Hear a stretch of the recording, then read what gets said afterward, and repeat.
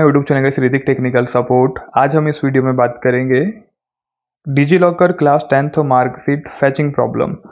अगर आपका 10th का मार्कशीट नहीं निकलता है, एजुकेशन आपने सर्च किया, आपने अपना स्कूल भी सेलेक्ट कर लिया, बट आपका मार्क शीट जो है वो फैच नहीं होता है।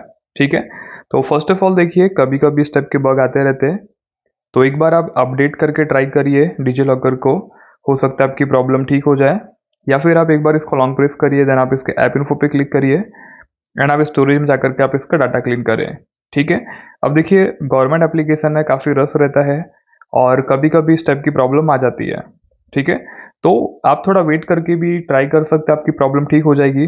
कभी कभी सर्वर का इशू रहता है, या फिर आपने काफ़ी वेट कर लिया, तो आप एक अल्टरनेट तरीका यूज़ कर सकते हैं। आप सिंपल अपना ब्राउज़र ओपन करें, डिजीलॉकर सर्च करें, फर्स्ट जो आपको वेबसाइट मिलेगी आपको उस पर क्लिक करना है और आप लॉगिन करिए। लॉगिन करने के बाद आप इजीली जो वेबसाइट का यूज़ करके, डेस्कटॉप का यूज़ करके जो है आप मार्कशीट को निकाल सकते हैं।